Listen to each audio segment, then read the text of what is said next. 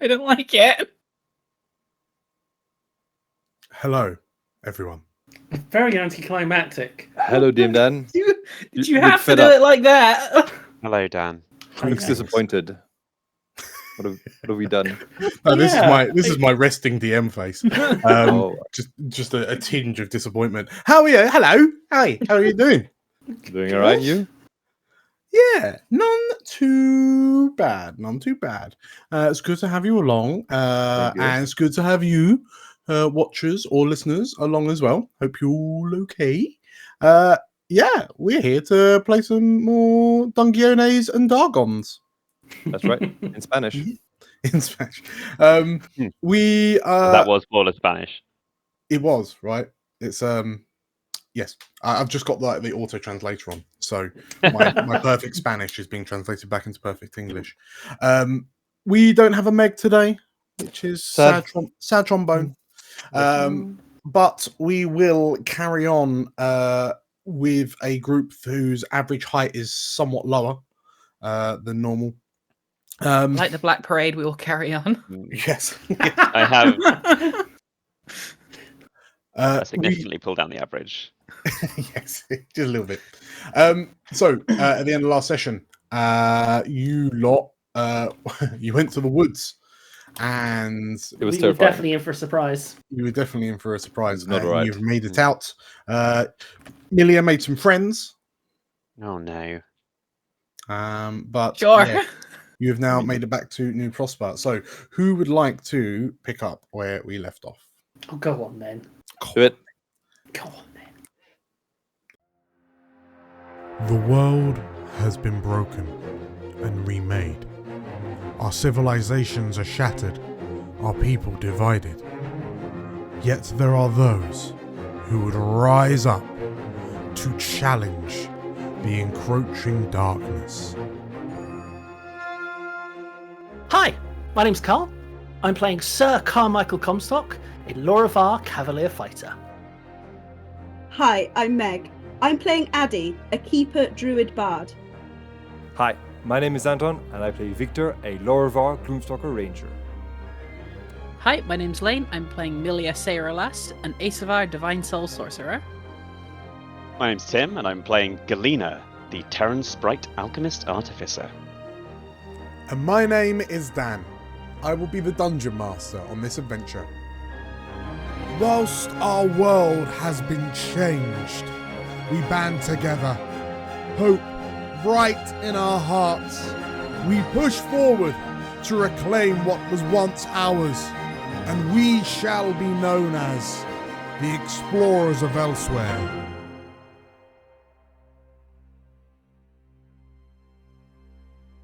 It is clear that the attitudes and values of the people of Elsewhere have changed drastically since the Eschaton.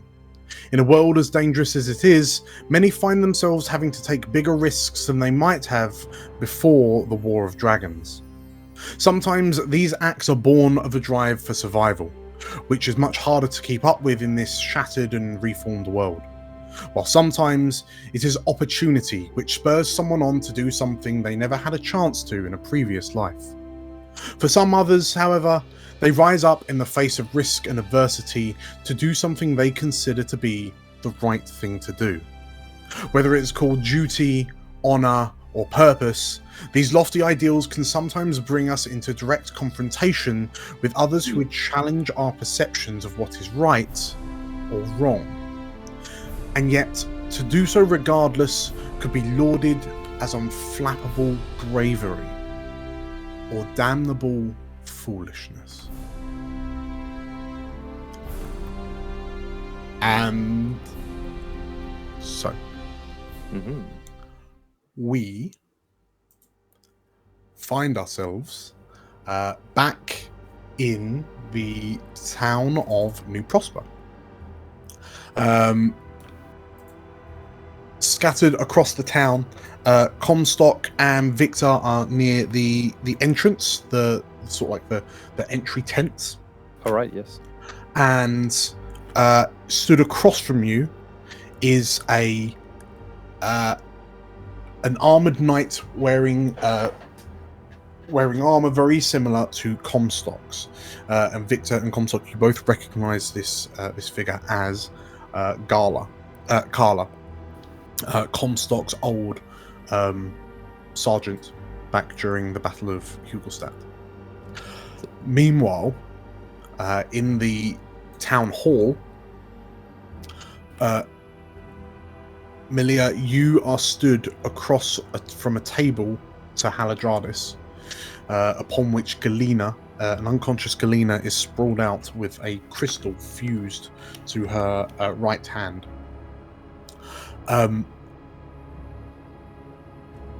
And the telltale voice of Atrak hanging in the air. And Milia, you are met with a look of confusion and abject horror and rage etched onto Haladradis' face. But first, Comstock. Yes. Carla stands away from you. Away from you, Victor. You've come to investigate, and she kind of looks to you. She nods her head and Comstock. It's good to see you, she says. You as well, Lady Marilyn. Would you like to come into the town? The woman kind of looks from left to right to the two guards at the entrance. The guards in turn look to you, and seeing your approval, like they kind of nod, and she walks between them to accompany you. As she kind of steps into the town, she kind of looks at you. See her like surveying the sights. So the tent where the guards are stationed to her left. The large kind of circular striped tent that Milia has taken residence in is like the counselling tent to her right, and then a number of kind of individual tents scattered around. You can see she glances at the nearest building to her, which is like the bakery of sorts. It's where the grain that's been it's quiet given that there's very little grain in the stalls. That hasn't, gone mulchy. But her helmeted head then turns to regard the building in the centre of the town, with its red kind of new red tiled roof, and the rather you call it an efficient watchtower that's erected alongside it and sort of like sprouting out the roof of this town hall. Call it a functional watchtower. Yes, she says as you notice her looking at it. This is quite the town you have here. How long have you all been here? A couple of weeks now, isn't it? Mm. A fair few weeks now, since we last met. She nods. Interesting. She looks over your shoulder, and I recognize you. You were with Comstock's party at the temple. Victor, was it? Yes, that's right. Good to see you. Good to see you too, Victor. To what do we owe the pleasure, Lady Marilyn? Does a fellow knight need a reason to say hello to another fellow knight? Oh, of course not. Last time we met, you seemed to be very pressed on working with Atrak. I'm just very surprised to see you, is all. A good surprise, but surprised nonetheless. Yes, well, I am still very busy with my duties to Atrak, but believe it or not, sometimes I do get some spare time, and I decided to come say hello. Lady Merle, a brief moment, but I happen to notice you refer to yourself as a knight. Ah, an old habit. Mm-hmm. It's more of a protector. Mm-hmm. He has a shit-eating grin. A confidant or aid, Comstock, nothing more. Mm-hmm. Is this all your town has to offer, or is there more for us to see?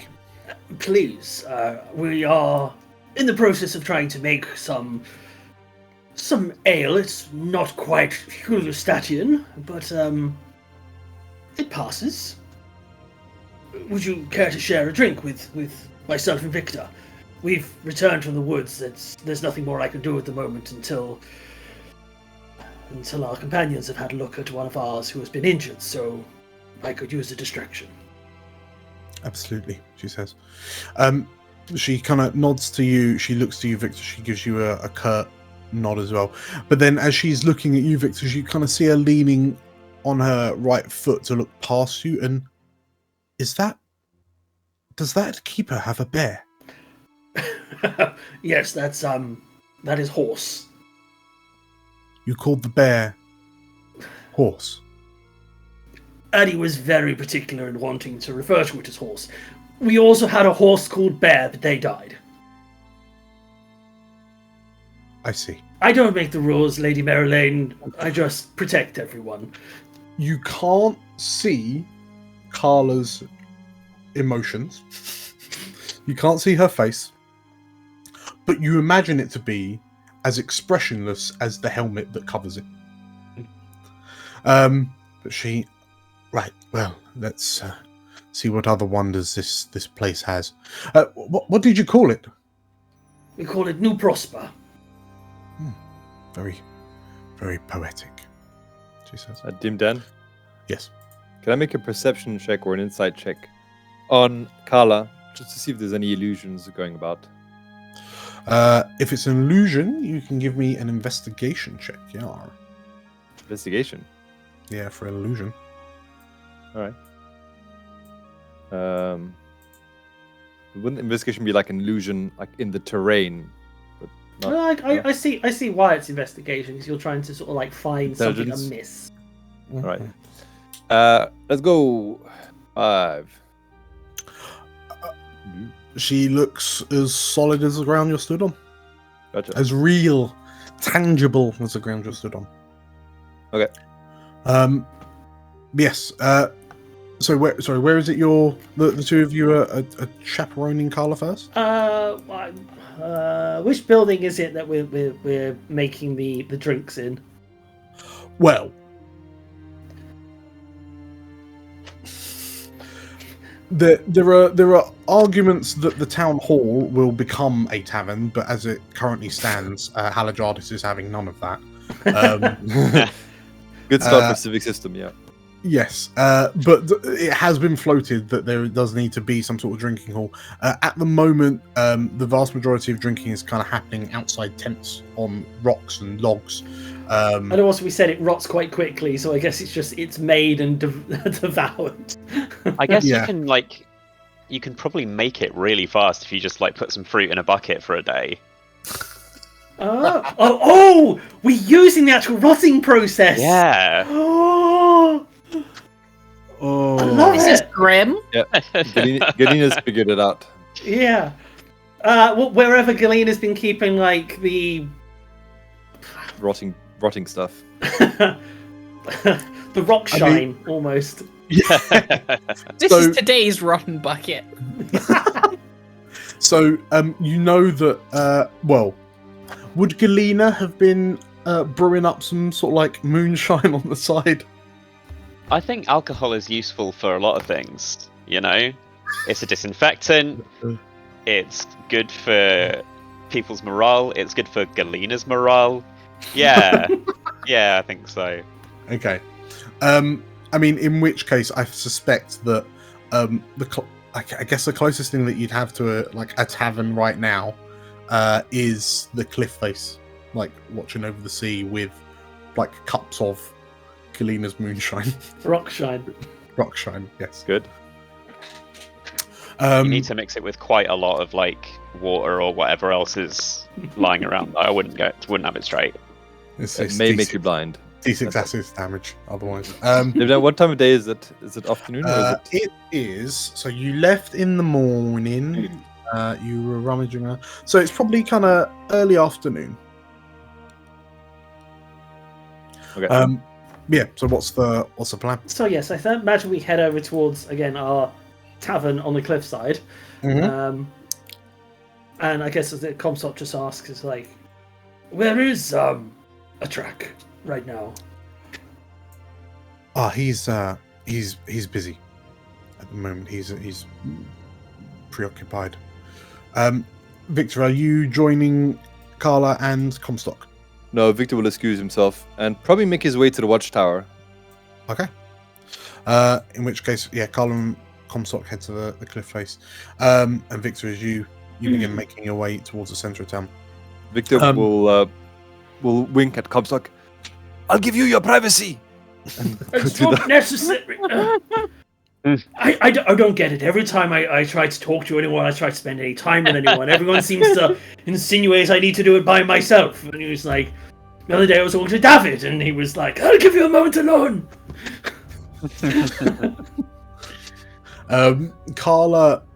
Carla's turning to face you, and again, you can't read the expression, but you just hear her go, "Huh," under the helmet as you make your way to the cliff. Yeah, she continues.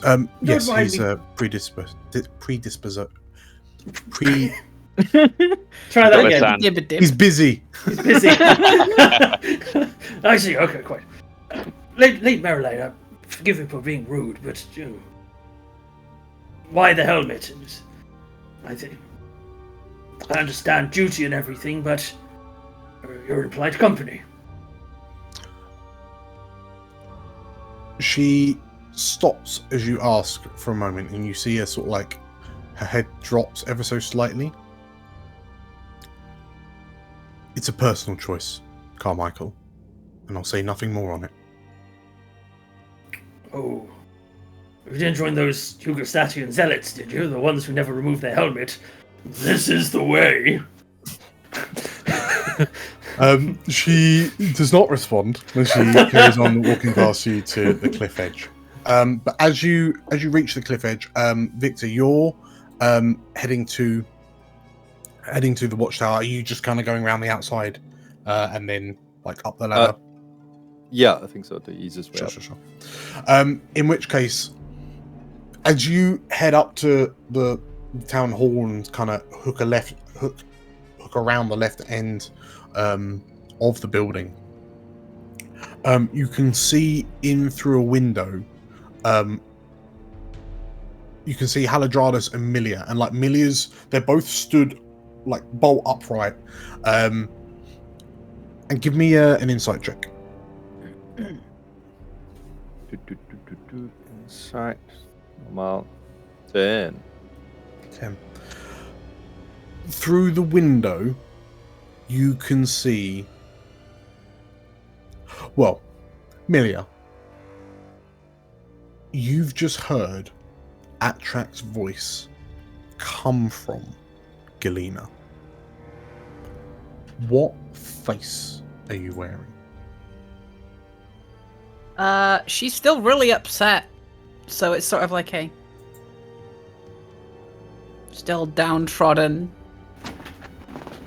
like, trying to like keep up appearances face. So it's kind of just like a.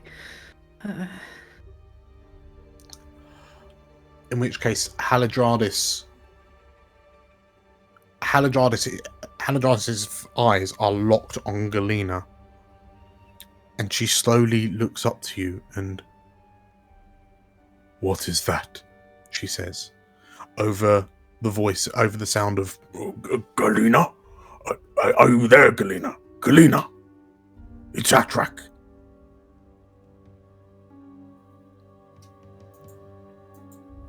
A sending stone or something? I don't know. Are you looking down at Galena or up at Haladradis? Kind of in the middle distance between both. Okay. Haladradis goes quiet for a moment. How long? Has she had this sending stone? I don't know.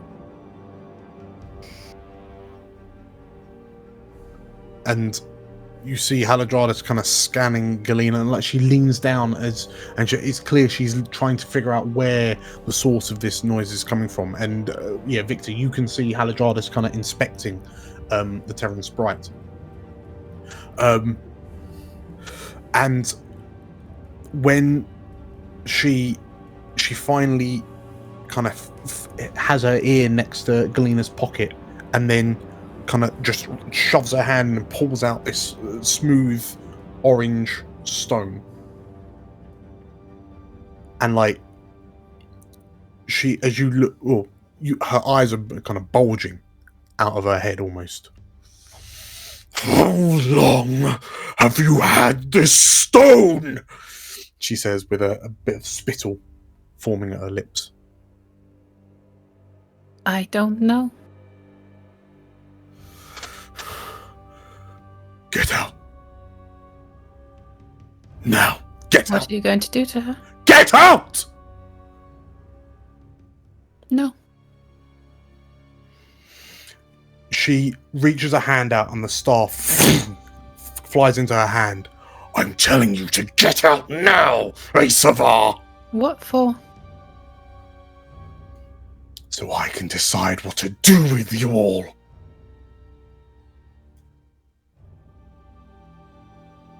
Do what you will to me. I'm not leaving. She, like, her face is going, her porcelain white face starts going red with rage. And she turns, thrusts the staff at the door, and boom, the door flies open. Victor, you as this door swings open. And Haladradis storms out, clutching this rock. Victor, you're kind of on the corner seeing this happen. What do you do? Did you fix Galena? Is she well? Haladradis appears to be storming off in a different direction as she does not respond to you. Wait, come back! And I guess you'll go and investigate inside the room. Let's Okay. see what's going on. In which case, as you head inside, Galena is on the table. You can see that one of the hinges of the door is broken, where it was blown open with such force. Melia is just stood over Galena's prone form.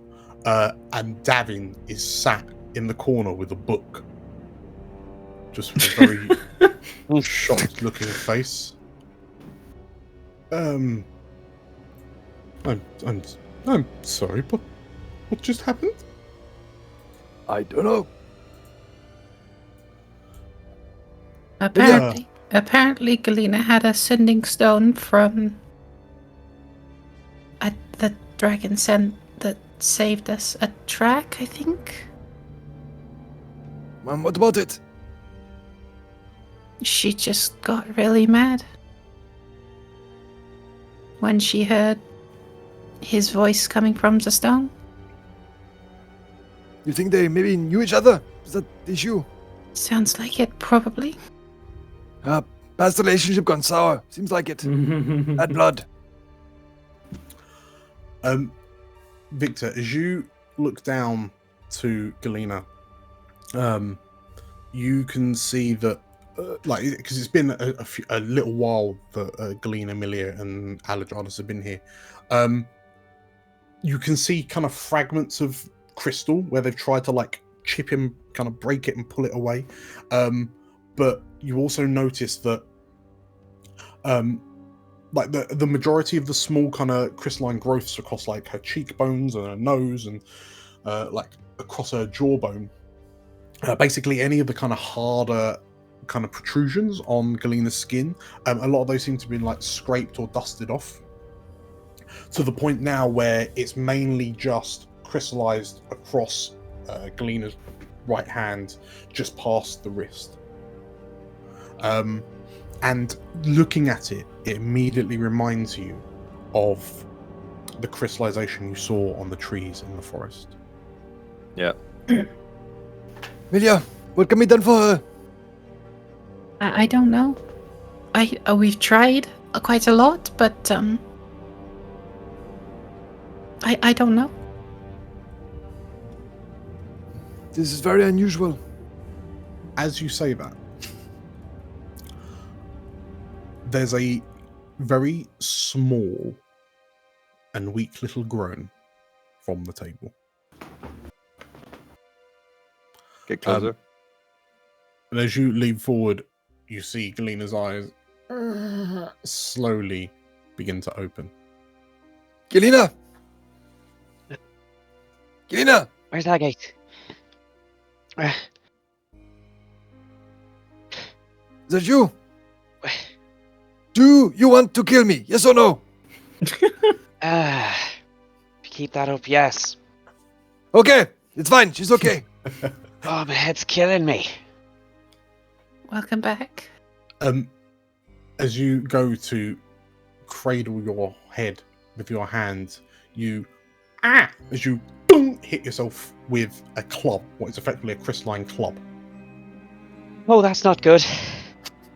Okay. No, that thing Yes. I said about not touching the crystals. You overindulged Really a quite bit. important. Yeah. Okay. So yes, you realise that the crystal that you grabbed in the forest, after your encounter with, your encounter with Agate, your daughter, one of the only ways you could think to ground yourself was to grab one of these chunks of crystal to try and figure out what's causing all of this to happen. You have memories of sort of like wrenching this chunk out of the side of a tree, but very, very little fitful dreams and visions since that point. Dreams are inherently kind of wibbly and dysmorphic, but more so, like the dreams really didn't make any form of sense. But you do remember they were all filled with this sense of dread and failure and fear. And As you look at it and you know you have enough memory that the crystal you've got in your hand, which is now stuck to the palm of your hand, seems to be spreading, but significantly quicker than you've seen crystals spread in your experiments. Like the fact that it's on the back of your hand and up your wrist already, and it's only been a few hours, you suspect, if you're back in New Prosper. Oh no. Okay. Where's Haladradis? I need to sort this now. Oh, yes, about that. She doesn't like you very much. No, I know that's our whole thing. No, but it's even worse now. Oh Christ! What happened? You know that stone you had, the one, the voice? I just pat my side of where a pocket would be, indicating for you to check. Oh, where's my rock? Yeah, she didn't like that. Right. You know, I think she was jealous that you were having a relationship with a previous relationship of yours. Of hers, sorry. It's very upsetting to her. You must sort it out, really. You must make it clear that you had nothing to do with it. We have got to get you laid, man. You're obsessed. No, it's not that. We're gonna need. Okay. I need to talk to Haladradis. Now, otherwise, Comstock, is he around? Oh, he's also busy as well with another relationship of his. It's complicated. All right. Well, if you see him, tell him we might need his sword soon. Oh, okay. It's a euphemism. I get it. Oh my god! I'm just gonna Slightly pat Victor on the face, like. I'm just gonna punch Victor in the shin with my crystal hand. Oh! Get it I'll together, get Comstock. Victor. I'll get him, Comstock. Don't worry. I'll go. Thank you. Right, Milia, any decrystallizing magic? No, I tried some already. Okay, lovely, good stuff. Perfect. Right, I've got work to do. Come with me. I'm gonna need more than one hand for this.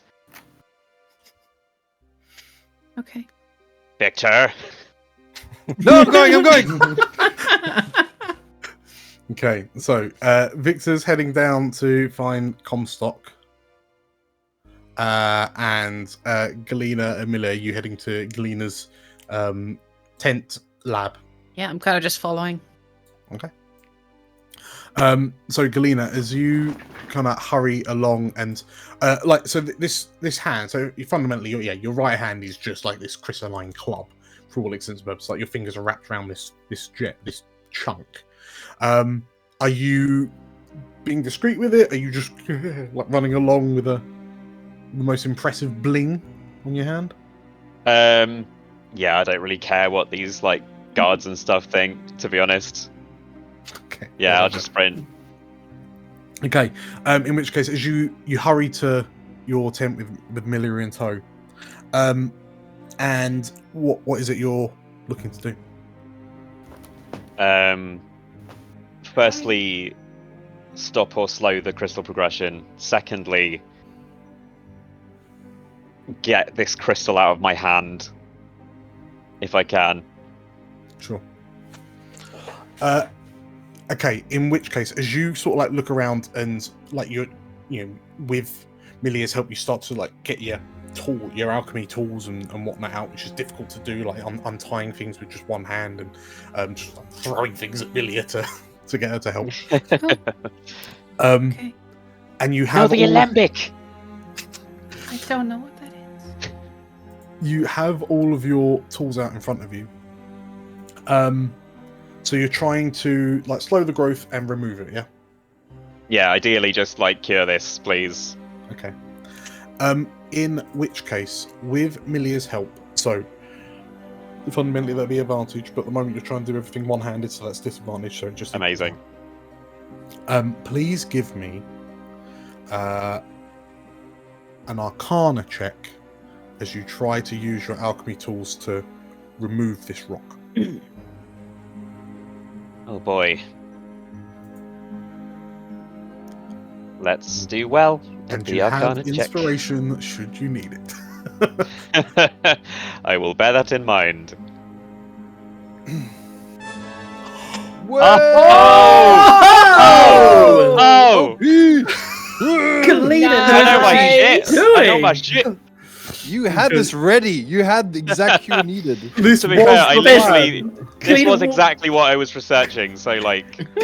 I imagine Galena's walked into a room, like smashed open a panel on the wall, and there's a box, like, in case of, like, accidentally held the crystal too long. Just... Okay, let's hope it works. Okay, so in which case you you get all your tools out.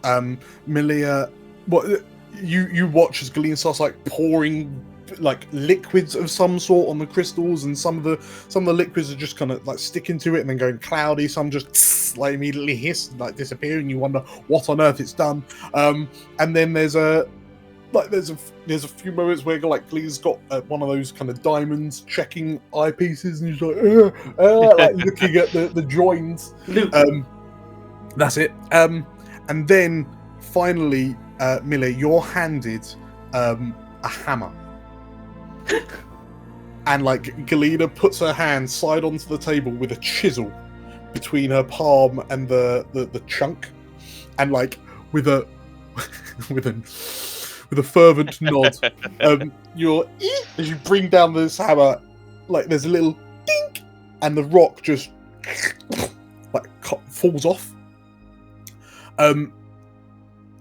and on the table in front of you is a chunk of this crystallized mana. And Galena, as you're like, yes, because you managed to get it off, you turn and look and realize that your hand is still crystalline, and you were expecting to see skin where you just prized this off, but it's also crystal under there. Oh no! And as you Can I flex move it? you try a little bit, and you start flexing, and there's the sound of like cracking glass, but eventually you manage to your fingers seem to separate into 4 fingers and a thumb, and like there's a horrible, it sounds like something chewing on glass as you start wiggling your hand about.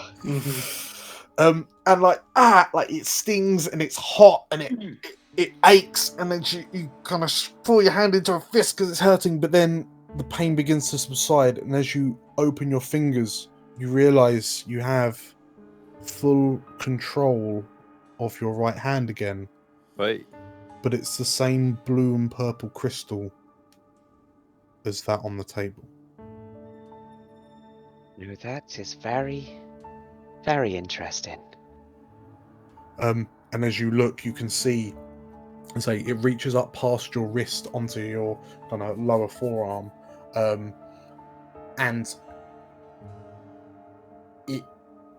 you have the suspicion from your previous experiments that it is growing, like it is, like you know that ant that you tested on once upon a time utterly crystallized, and in a short time it's reached past your wrist, but you seem to be able to, like, it's part of you now. So, Milia, this shouldn't happen. Any ideas? No, you're the one that was researching it. That's a fair point. Well taken. Okay. I'm just gonna get a pen and just draw a line on where the crystal is, so I can keep an eye and see if it makes its way up any further. Sure. Well, as an aside, in your inventory is now a crystalline hand. Oh shit! Awesome. Let's have a look. Do you want that as an item, though? Not sure about that. At the moment, you don't know what it does. I don't know what it does. What it can do, I should say. It looks cool. Does it have Oh, your that's- fingerprints? Who knows? I mean, I'm gonna have to find out. As this is, it's quite a development. Yeah. What does it feel like? Is it like soft? Is it like hard but inexplicably flexible? I was about to do a Victor then. I said it's like the stranger. No. It is. Fuck off. So the hand is like, it is crystalline. So you stop and think about texts that you've read on. So for example, like, you read a book on like rock giants, like stone giants, stone titans, and the like Titankin. Well, and we're already partly stone, so maybe that's something to do with it. But like, where, like, they they seem to be like rock conglomerates, if you will. So even though as you ding, ding, like flick it, and like it sounds like you're flicking the crystal on the table, and you can't like squeeze it or anything, there's no kind of give like there would be on a normal finger, but it still feels kind of tactile, and as you place your hand on the table, you can feel, you can acknowledge what you're feeling is like wood under your hands, and sort of like you move it, and you understand that it's parchment under your hand now. So you have your senses coursing through this crystal, but your hand is crystal. Well, And it's sharp as well. As you scratch your cheek. We need to sand that down. Is that a terrible idea? Milia, is that a terrible idea? Probably. Okay. All right. Thank you. That was very brave. You're the brave one here. No, I'm just an idiot. I didn't say that wasn't true. Fair point. Fair point. Not only have you lost a hand to Crystal, you also just been burned as well. So, Galena, is there anything that you're doing in this immediate moment with this new weird turn of events?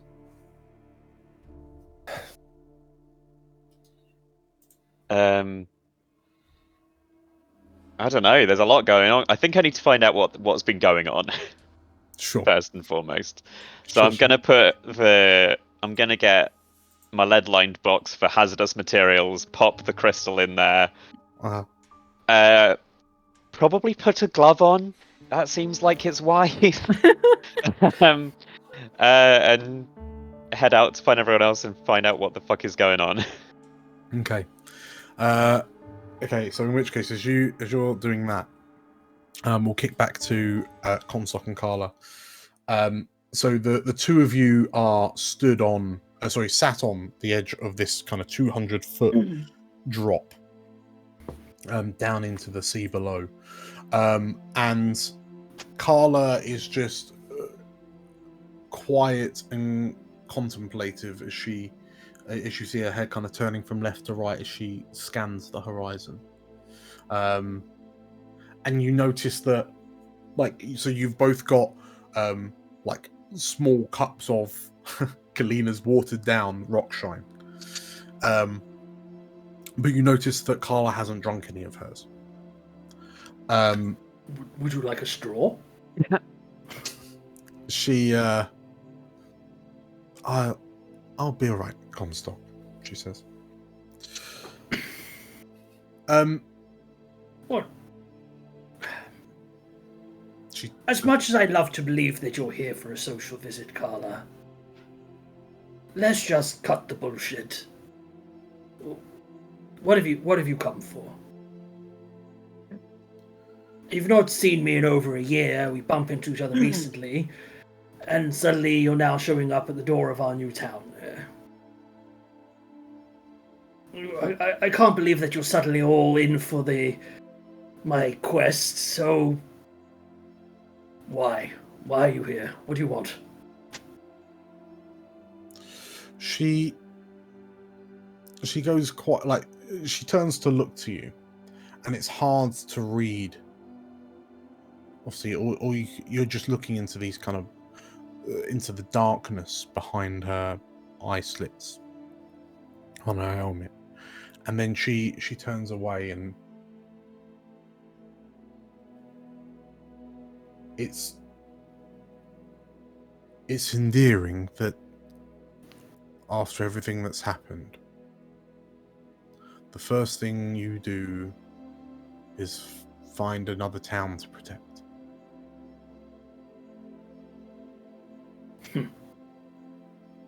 Well, it's important that this town is protected. It's going to be everything going forward. And this hub, if word can spread of these knights who protect it, then it's the perfect place to be. But these are good people, and I want to protect them, even if it costs me everything. That is what a knight does. But you understand that they say we did. They say that we won at Hugelstadt. But did we really? What is the what have we had? We have a world that isn't ours. We have lives we never wished to lead. What did we even win for? What is this existence? We're just surviving. But we are surviving. We wake up every day, and we live that day. Carla, you and I, we're not young people anymore. We lived through the world ending. We watched it reborn when the world spirits were emerged. What we need to do is fight for those who are also surviving, for the next generations, who will lead this world into something glorious. We watched it end. They will bring it back to life. And I can't even say God's damn anymore. I don't believe in the bastards, but elsewhere be damned. Like, I will do everything I can to make sure that they can wake up and see another day. And that they will bring it a little brighter and a little bit more healed. And as we fade into the darkness and everything that came before goes with us, damn it, I will guide this world into something beautiful. They will do that. Young. Bright-eyed. The ones who aren't jaded. Like Hugerstadt and He takes a big swig, like down in one. I get you right here. Carla kind of nods and then offers you her cup. I can always drink you under the table.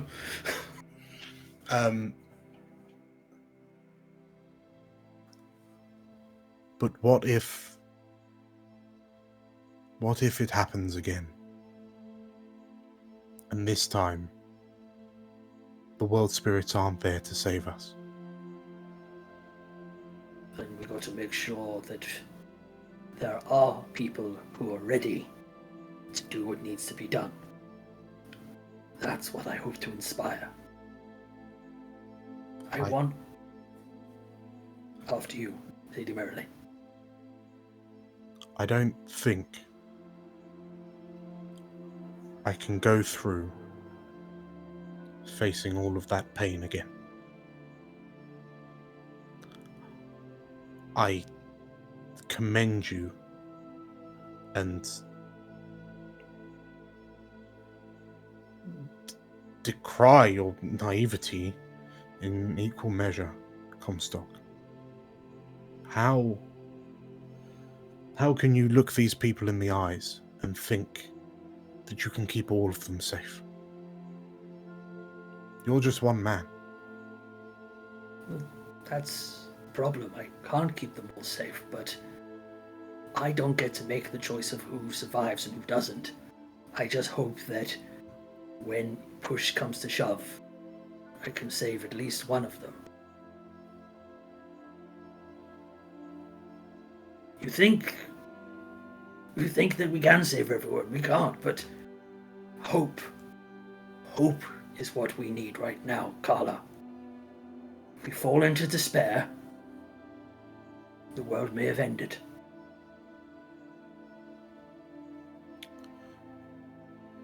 In which case, Comstock, the reason I'm here is to give you a chance at hope. You must leave.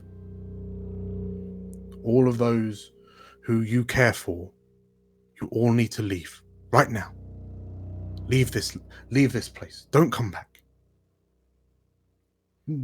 Those who would slow you down, leave them behind. They will simply increase the risk of you not making it. You have to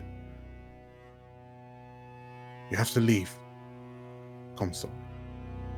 Carmichael, you cannot stay. What are you afraid of? I'm not afraid of it, Comstock. I acknowledge it. What should I be acknowledging?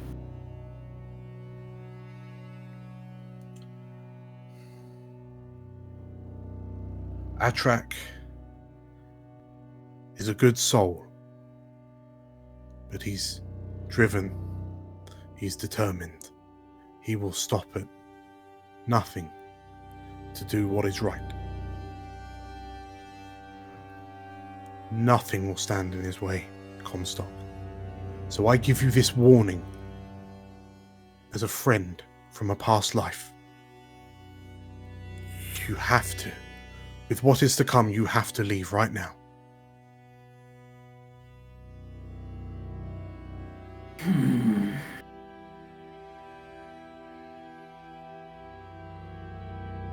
Or you could join us.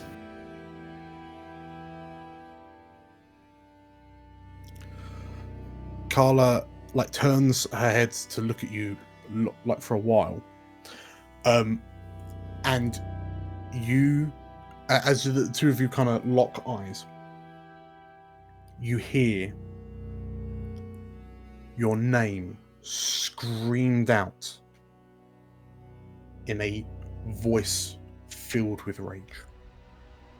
Please forgive me a moment, Lady Marilyn. And as you turn to look, Haladradis is storming towards the two of you. And even from the distance that she is, you can see that her eyes are bloodshot. She is red in the face. It is clear she is furious. Comstock! She shouts.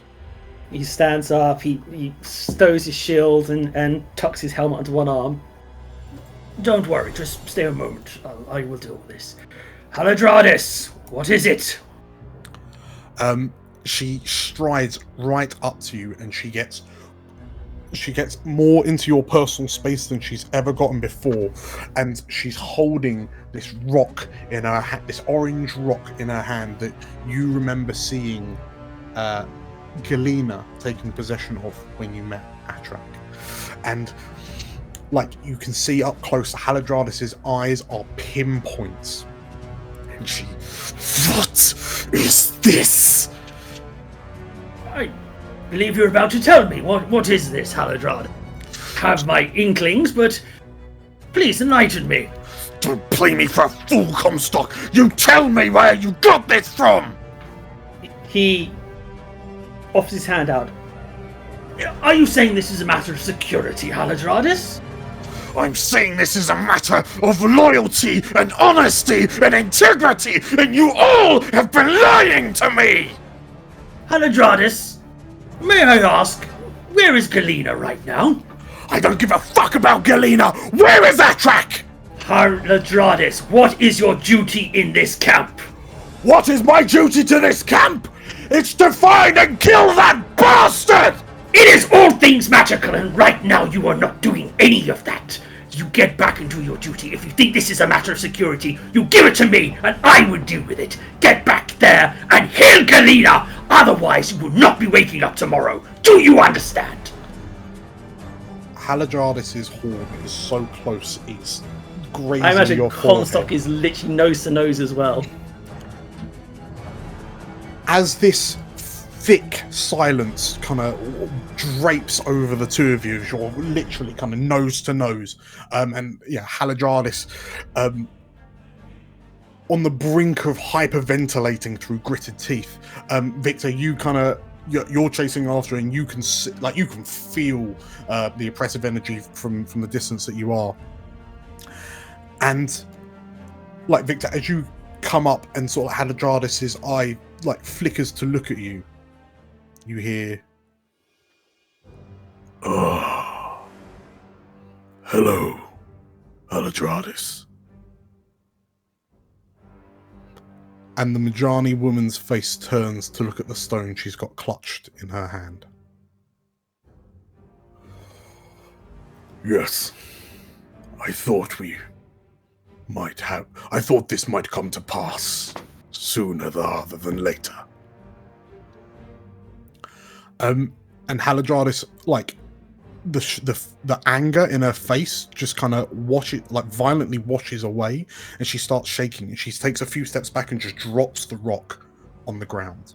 And she looks up to you, Comstock, and you, Victor. Loyalty goes both ways, Haladradis. And shaking, she you have no idea who that monster is. And do we really know who you are?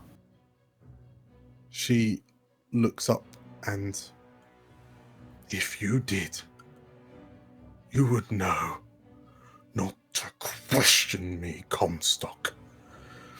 As she says that, Carla takes a few steps forward, and was that Atrak's voice? You hear her say out, and Haladradis' attention turns to Carla. You, who are you? Says the Majani This is woman. a friend of mine, Lady Marilyn. Marilyn, this is Haladradis. Haladradis pushes past you and squares up to Carla. How do you know him? Tell me! And Carla looks a bit kind of aghast and sort of takes a few steps back and... Oh. You're Haladradis, aren't you? And she stands up straight and... Well... And she looks back to you, Comstock, and...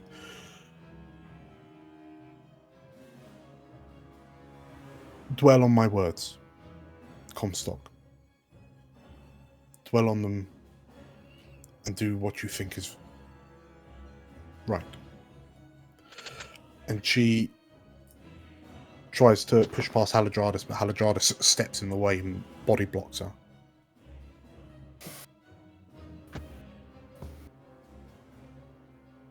Haladradis, this is one of the finest nights in Hugerstadt. If you have a death wish, I would recommend getting out of it. It's not even I could do a thing to stop her if she wanted to. Haladradis is squaring off against, well, now face to face with Carla. And if this is the greatest night in Hugelstadt, and she's working that. And she's working for that a son of a bitch like him, she deserves to rot in the bowels of the depths. And she turns to you, Comstock, and you would do wise to choose your companions more carefully, Comstock. Someone might begin to question your loyalty to this town. The fact that you would say that means we don't know each other very well at all, do we? She holds a hand out. She says some words, like arcane words, and the orange rock on the ground like flies into her hand as she mage hands it to herself. No, it would appear we don't. He offers his hand out. Haladradis. That's a matter of security for the town. That falls under my remit. Please. She looks to you for a moment. She leans in and... He took my sister. Fuck you, Comstock. And she takes a step back, and begins casting a spell.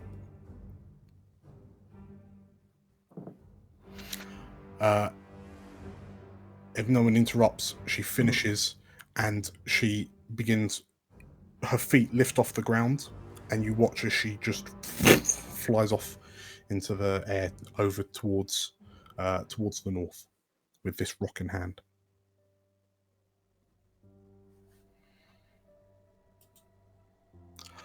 Victor. Well, You have been an everyone- unfortunate participant in everything that's happened so far. you know what? Everyone, I sense there's a lot of animosity, bad blood with previous relationships. Let's all take a deep breath in. And then maybe we could do some counseling. I think it would help everyone here, really. As you say that, Victor, like Comstock, you're looking at Victor, and Carla has walks past you and is beginning to leave the town. Ooh. Comstock! Very important, very important. Gilliana's alright. Well, she's not alright, really. She needs a strong arm. We're going to amputate. It's the only way possible. Come, quick. Yeah, I'll be there in a moment. Carla, Carla's just striding away, the way she came. She stops and kind of tilts her head ever so slightly. Not so she's looking at you, but you know that she's kind of trying to talk in your direction. I can imagine they're sort of back to back at the moment, just with their heads sort of slightly turned. Like, Oh yeah, and the wind is definitely like whipping. yeah. Looks awesome. And there's cherry blossoms in the air. Is anything she just said true?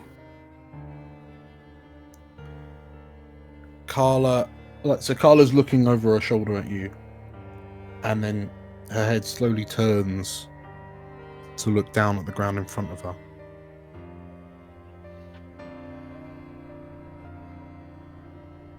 Everything I said is true, Comstock. Thank you for the drink.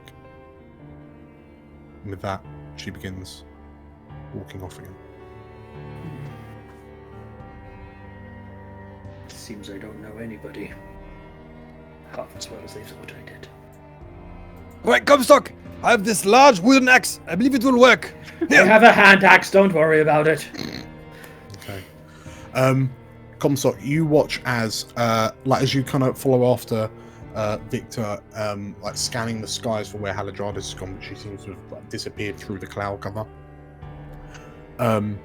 You turn to the entrance of the town, and as Carla disappears, you see her draw the greatsword from her back, and with a relatively casual sort of upswing, you see her seemingly cut through the air in front of her, which begins glowing with this sort of dark kind of energy as the air seemingly splits apart, creating almost like a rift, which as she sheathes the sword, she stops. You see her half glance over her shoulder again, and then she steps through the portal. And with that, let's grab a break. Ooh. Oh, yeah. Such good RP. Well done. See you in a bit. See you in a bit. See ya. So, Haladradis, what brings you to my couch? Oh, Dr. DM Dan, it's been like this for a while. I just don't feel like I'm in control of my life anymore. Okay, I'm sorry to hear that. Can you go into more detail as to why you feel this way? Well, Davin's a moron. Comstock undermines me, and now it turns out that the player characters are talking to my mortal nemesis. Nothing's going right, and I have nothing left to ground me. I see. May I offer a solution to your predicament? Oh, yes, please. Okay, I would recommend subscribing to the Explorers of Elsewhere channel and hitting the bell icon to be informed of all of their regular releases. It'll give you a real foundation to base yourself on.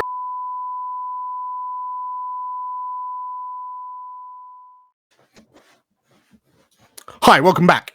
Well, my goodness, wasn't expecting that. Okay, yes. I wasn't expecting that. We are here. Happy. You weren't expecting me to kick it into gear so quickly, but here we are. No. We were still in the he's not recording, he's not started back up again. And then, bam! Yeah. Mm. I am Master of Shock and Awe. Hello. Hi. Tensions are high. Now we're They cool. Yes, the tension has now left the Well, tower. Victor might be cool, but his edibles are probably kicking in right now. Victor might be. That would on explain the- so much if like He might be Victor's on the never had a mushrooms. sober moment with us. So we What at one point during one session we just come to Victor just like sitting in a corner going, I don't know what I've done wrong, man. Hello, doctors. Who are you? Man. Oh no. So we return to the explorers in New Prosper. Haladradis has just bamfed out with a She didn't want to live on this planet anymore. she is out of here, as is Carla. Galena has new bling. Comstock has a new sense of like, nobody tells me anything. Nobody told me nothing. He tells me nothing. Let's swing back to Galena and Milia. So after Galena's new, kind of getting used to a new hand, what was it the two of you were doing? We were going to go and catch up with everyone else, but I assume that we've probably been distracted by a slanging match. Yes, I mean, you certainly heard the discussion between Haladradis and Comstock, and the two of you are kind of stood between like the town hall and the bakery, and you've just seen the telltale orange robes of Haladradis streak overhead like a comet going the wrong way. Did you know she could fly? No. Huh. Alright, let's see what Comstock's done. And speak of the devil, and he shall appear. Victor and Comstock kind of come round the corner of the bakery towards you. See I imagine the moment Comstock sees Galena, he sort of dashes over, sort of kneels down, and sort of, as best he can, give her a quick hug, like, "Oh my God, Galena, are you okay?" Maybe. Did you bring the axe? Yeah. He sort of like holds up his hand axe, like, Right "I arm was or told I left arm? needed." Well, on the plus side, you might not have to use it. Oh, thank God. And then I'll take my glove off and be like, on the minus side, you might. The Victor Comstock, you look at Galena's hand, and it looks, for all intents and purposes, like a hand made of crystal. Like it cracks and crunches ever so. Like you can almost hear the grinding as, like Galena starts wiggling her fingers in front of you, just on the joints. And to look at it, it doesn't make physical or biological sense. But sure enough. The main question is, are you okay?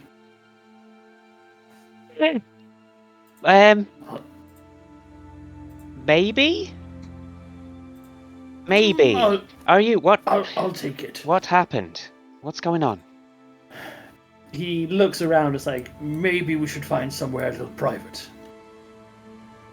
A lot seems to have just happened in a very short order. Yeah, that seems good. Stop staring at my hand, Daffyd. Looks like a really shiny glove. Hear him shout from the customer. It is. Oh, can I have one? Why have you only got one on? We'll see. Might end up with another one. Oh, cool. So, the four of you find a secluded spot. Is it a secluded spot with Addy? I'll assume Addie's there, just as currently as a silent partner. As a silent protagonist. Okay. Maybe cool. she's scribbling away. Yes. In which case, Taking minutes.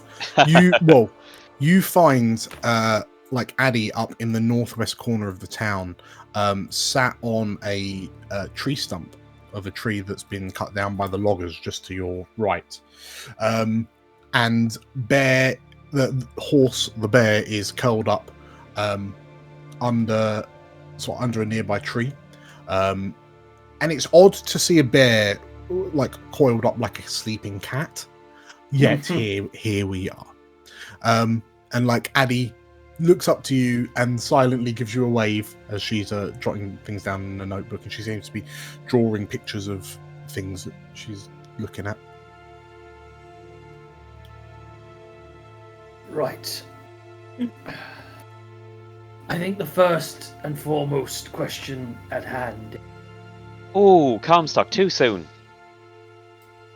I'm so sorry! Oh my goodness!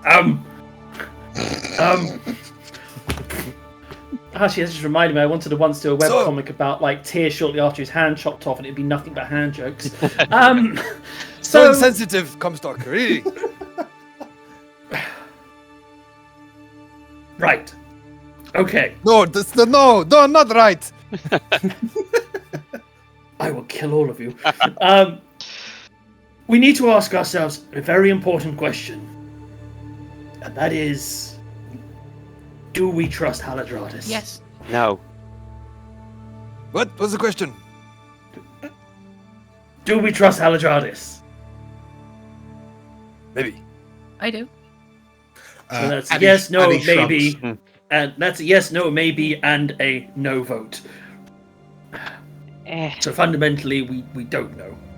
I don't know if she's out to actively harm us, but she has sure as hell hasn't helped. No. She was very quick to abandon you to rant and rave with me. She sent us out on ridiculous suicide missions. She's been taking over control from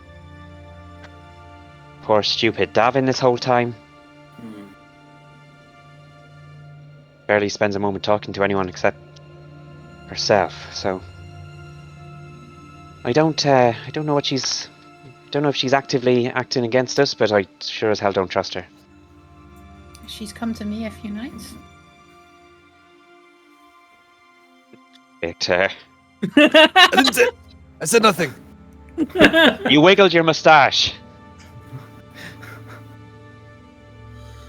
What about? Or what are you comfortable telling me? Well, I know you might not want to break your confidence, but this could be pretty important. I think it was shouted out. It's her sister. She claims that a track took her sister.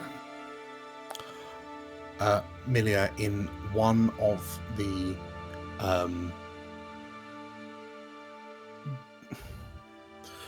sessions you've had with Haladradis, there was one evening where she's mentioned the name Mivania. I'm going to take a note of that. But Mivania. Vania. So at least that is somewhat confirms the event is probably true. Which leads us on to number 2. Do we trust the track? Nope. Maybe. people can save other people for their own needs. I can't help but think that with this information that has come to mind, that he saved us to get an inn.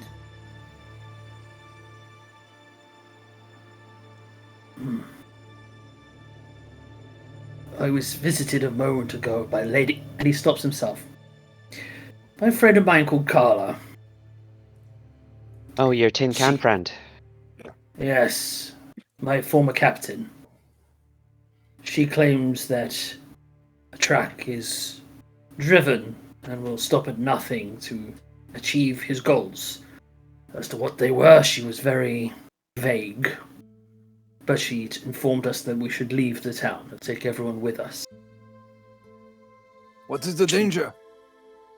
I don't think there's much as a danger, but it's made me wonder, is there something here that both Haladradis and a track want? There's something Oh. about this location that they want. This place is steeped in deeply powerful magic.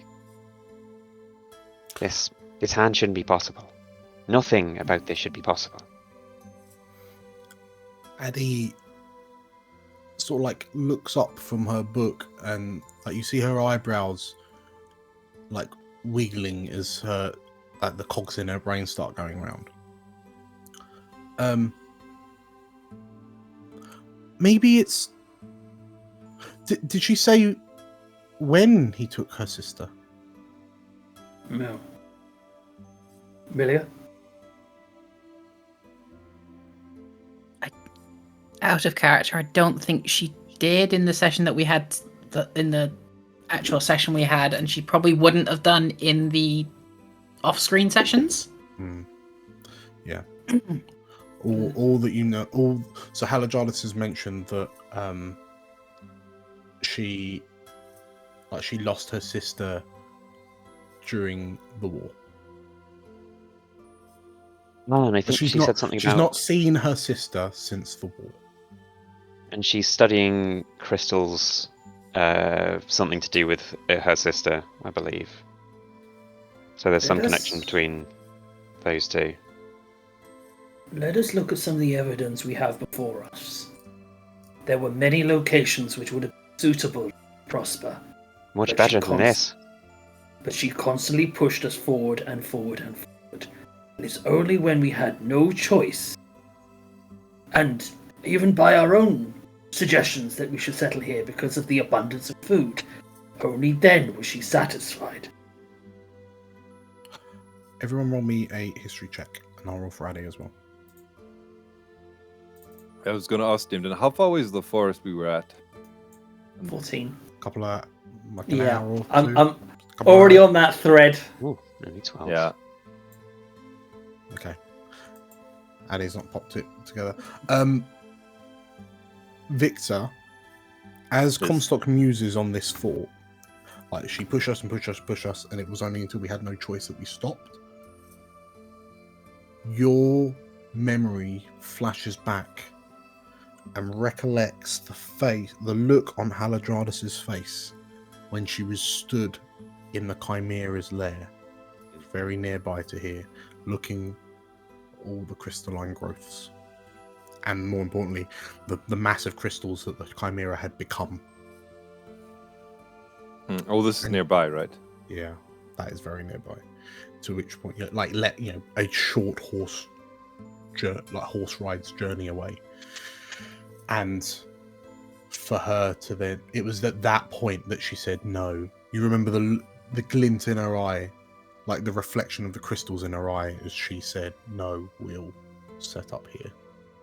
And Dimdan, in Victor's journeys in elsewhere, post Eschaton, are crystals like common, or has it really been like this area we're at, which has a high concentration of crystals? So, from your experiences and potentially kind of overhearing rambles from Galena, you know that since the Eschaton, like areas, like small localized areas will get like crystal protrusions. Not much. But from what you understand from Galena's ramblings, they seem to follow ley lines. So the ley lines of magic that course through elsewhere, like blood vessels. The crystals almost seem to be kind of close to that. Similar to, for a modern day perspective, when you see a cold pipe, like a pipe carrying liquid nitrogen, and you see the frost building on the outside of the pipe. It's a bit like that. And sometimes the ley line is strong enough that the crystals will emerge above ground and so on and so forth. In your travels, you might have seen some patches of these crystals. Like it's very, in so much as you look down and it looks like a shiny pebble, but oh no, it's actually a crystal. Well, that's curious. So to be in the Chimera's lair and to see that higher concentration and the crystalline forest that you've just come back from, and you've never seen like these crystalline creatures before, but you've now met, at least you've met the chimera and you've met that lobster thing in the sea just over there. So clearly something's happening here, like here specifically, that's causing all of this growth. I will share the information with the group. Something about the crystals. I believe. Oh, you think? Says Galena, waving a crystal hand. I've just thought about it now, and actually, I think it's that. Yeah. No, she's always been. That's when she stopped us, and coincidentally, when some sort of magical effect made us run out of food and forced us to stop. Could be coincidence, or it could be something else, but all I know is there is terribly powerful people and magics at work here, likely to put us in great danger. You see Addie's eyebrows wiggle, and she... But the food was rotting before we decided to stop here. It's true. I mean, I think that was just... Could just be the effect of the crystals. Maybe. Well, as you said yourself, she was hiding that fact from us. I have a feeling maybe she was using his marketing chip. If she knew that she... What is it, Milia? I imagine Comstock saw that reaction. Yeah. That was a lame that was an in-character reaction. Yeah. That was an in and out of character reaction. Yeah. Fine. Like, Comstock stops mid-sentence. Is like, what is it, Milia? Like... I need to confirm something out of character first, but this is the thought that just came to my head. Mm-hmm. Did we tell her about the Temple of Time?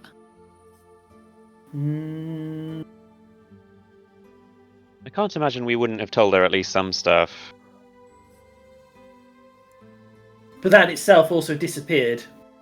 Oh, it did disappear into But time. who has crystals from it? I mean, she's been touching on crystals. We're going to have some words.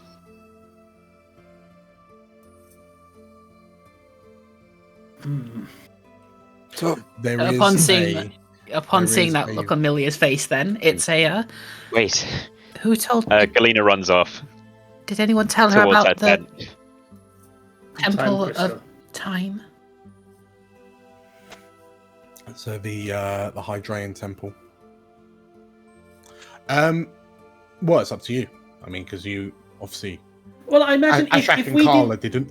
Yeah, I think if it disappeared and we didn't think it was any threat, we'd have probably been okay to tell her. But it depends on whether Galena indulged on the crystal she harvested from it.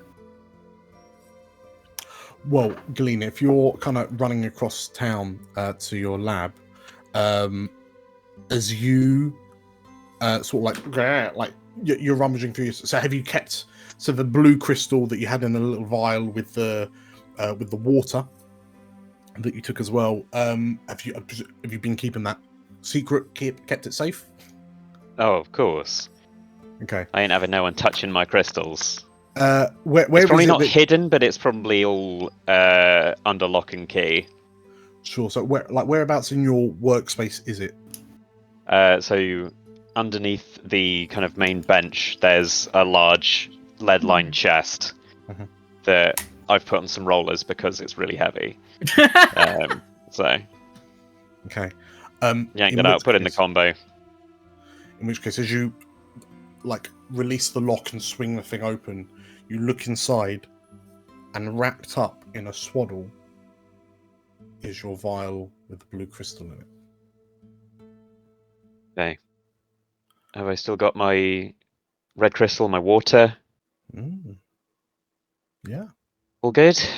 Yeah. And my new crystal, my new terrible, scary crystal? That's also perhaps keeping them all in the same place isn't the greatest idea, but they're all there. You know they're what? all just starting to tremble. I'm not great at good ideas. Anything else?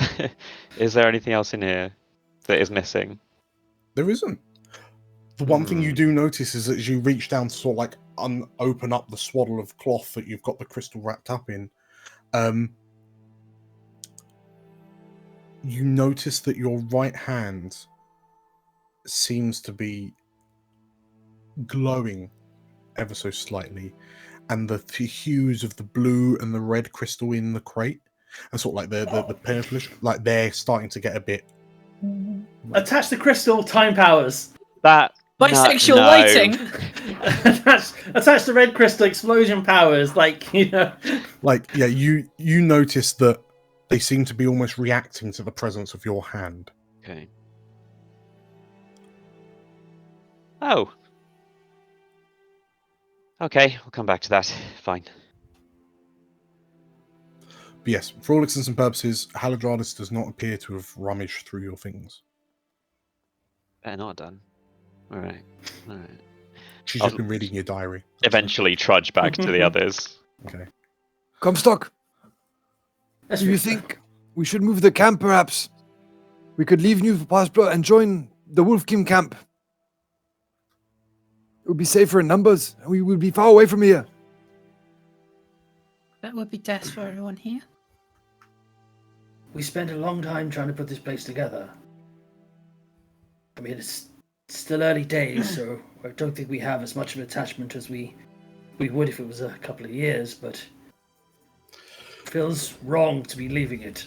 They kind of come up from behind Comstock, I'll plop down and be like, and I should probably just remind everyone that everyone in the Wolfkin village is turning into weird kind of grey zombie people. So, there's something. Perhaps we should bring them here. We haven't got any food. This place can't support all those people. It is true. It's almost like we set up a town in a stupid bloody place.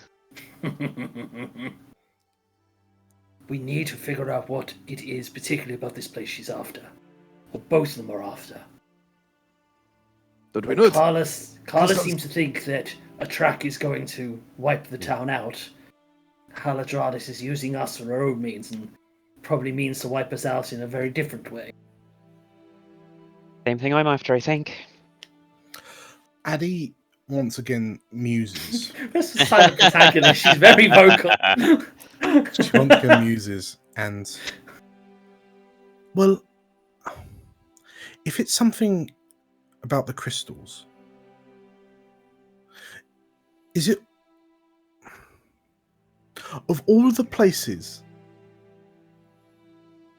that Haladradis would meet someone like Atrak, it's here? What are the chances? Why is Atrak here? There is a thought that crossed my mind earlier, but it's too ridiculous to... Given how angry she was, I can't imagine it, but... We do have to consider... Despite how angry she was, she did not hurt any of us. She didn't, but that's not my thought process. He took my cool rock. I don't care. Almost if they're working together. And we've... Unfortunately, just a happen chance... I can't imagine it. It was a stupid thought, but it's a moment short of maybe they are... playing a long con.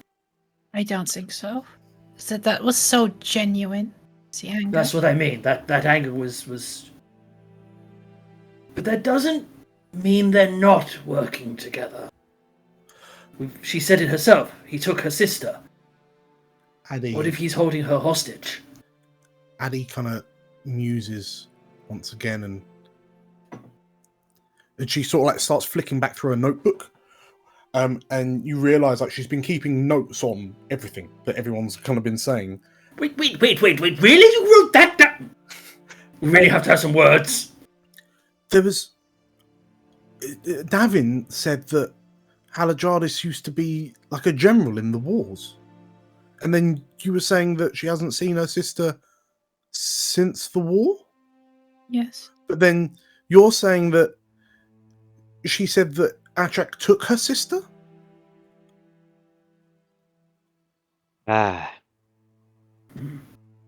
So perhaps he fought for them. Opposing sides, perhaps, yes. Well, we have Haladradis, we have Atrak, who's probably working for the Arcane Dragons. We need to be the world spirits. When they fight and destroy each other, we need to survive. We need hope. Seems we are quite isolated here. And, Are we? I believe so. we have the Wolfkin, and we have each other. That's about it. We have each other. We have this town. We don't know how long we have. We better I think prepare then. it's- We also have the fish people. They're very friendly. Were they fish people? Yes. The Croaks. I'll let you negotiate with them, Victor. It sounds like it went well last. You've I will got start right away.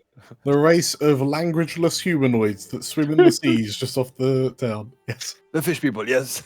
Victor walks off. all right. But Lighting his pipe. this could be important. What did I miss in the forest? Milia was attacked by some creatures. Obviously, the forest. Eddie stops for a second and is like, I can only imagine the things it made you see. And the things it made us see, but it was all a smokescreen to try and take you, Milia. And that's a question I've been meaning to ask you. Why are they so keen on taking you back to Glasmere?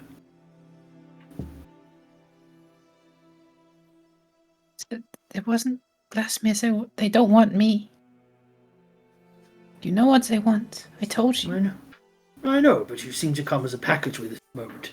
Is it by any chance the very cursed book that you have? They seem to be keen to take you with it. When's this all started? When's the world ended? I was the first person they chose.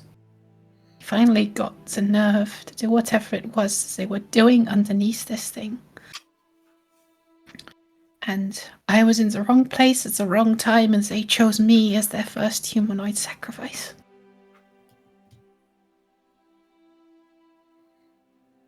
Who are they? I don't know.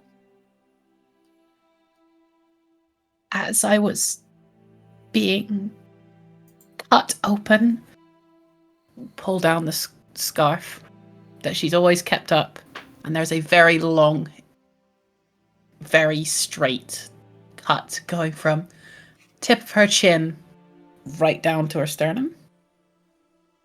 I had given up. I was ready to die. And then I was chosen. I took this. Shrugged her shoulder. The book on her back. And I escaped. Galena. Hello. As Milia tells this story, and you think back to, like, you're still trying to fill in the gaps. Would anyone like to offer Galena a description of what these things were? Yes, I imagine that's a given. Okay. And specifically what they look like without their clothes on. That is also a given. Okay. In which case, Galena, roll me a... Imagine Addie's been drawing them.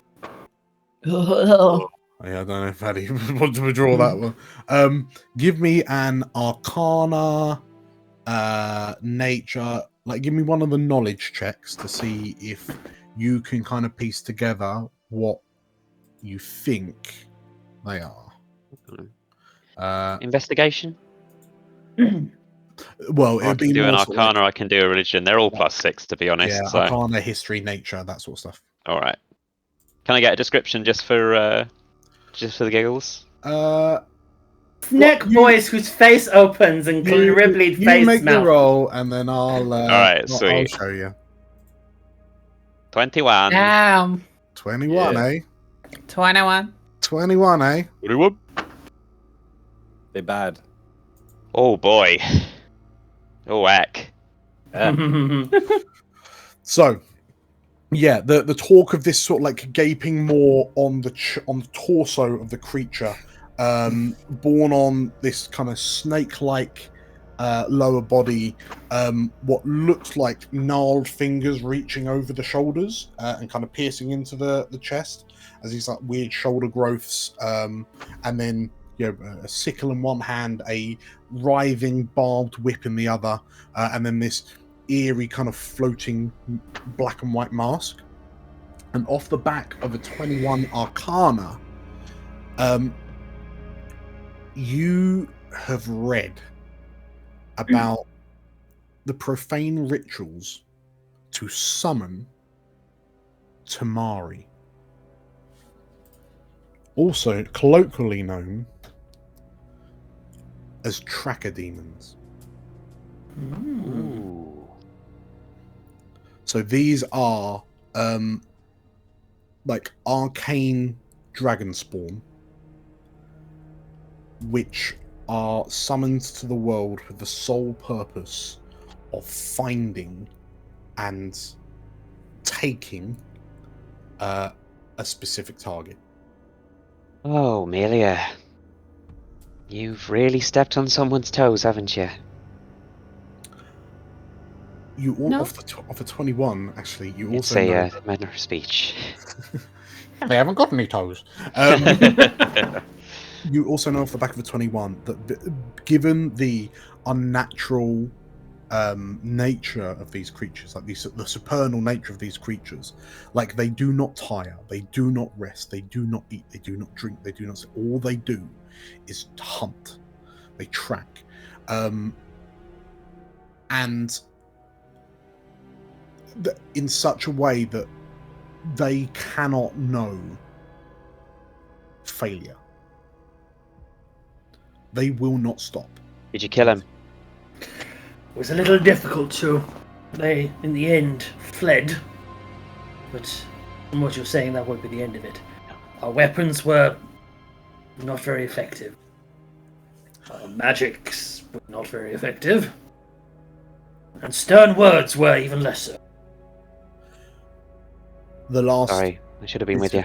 The last bit of trivia that you know about them, Galena, is that because of their nature, the need to track, they are peerless trackers.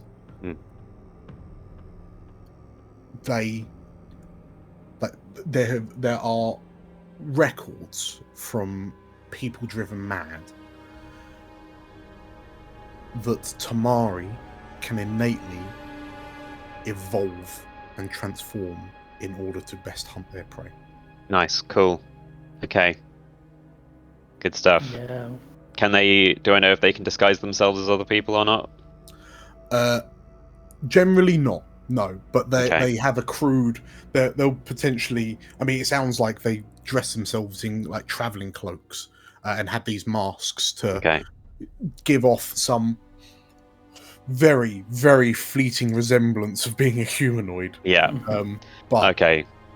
I should also point out, off the back of it, like if you're going Arcana, you noticed that earlier. I think it was Comstock mentions, these Tamari were using the forest as a they were influencing you using the forest, but this sort of like illusory, like that there was hints of like enchantment and illusion affecting you. That's from the stories that you've heard. That's why everyone was kind of seeing what they were seeing. It was figments of their imagination that were just upsettingly true. But that's not a Tamari's MO. It would seem that they just chose a very appropriate time to strike. Don't know if they're intelligent enough to have figured out that it would be useful to attack us there, or are they just relentless and happen to catch up to us? You suspect, so from what you know of Tamari, they're trackers, but they do know when to time a strike, like time their attack. Probably saw that we got separated and went a bit wrong. Mm-hmm. Okay. Well, they'll be back. And they'll be bigger. And we'll be ready for them. Perhaps. One thing we need to do is ensure that, number one, our weapon hurt them.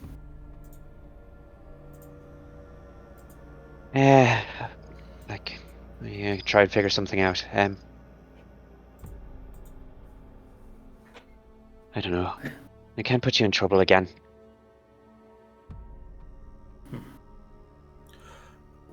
How's If everyone? anyone can do this, Galena, I believe in you. Well, you're a fool then. What's everyone's An old fool. what's everyone's kind of thoughts and feelings towards Milia's story? Addy has kind of stood up and like looming over you has like placed a firm hand on your shoulder, giving you a little squeeze. Well, it's been referred to Comstock in the past when we were back in the Temple of Time. But he once more reiterates his promise to you. I just say, well, looks like I'm joining you in being a little bit scarred from what we've been through, but look, doesn't seem like it slowed you down. All I've ever seen from you is doing incredible things. Even though you're terrified the whole time, even though you're a locksmith, for God's sake. You're out there putting your life on the line for us every day. That's what I was afraid of. I planned to leave I don't know when, but I planned to leave. I didn't want to get too attached to everyone here. Because I was going to leave to keep you all out of danger. And then I did. How much danger have we been in that was nothing to do with you, Milia? It's just another day. It's just some more magic bastards. We've dealt with plenty of those. We'll deal with yours as well.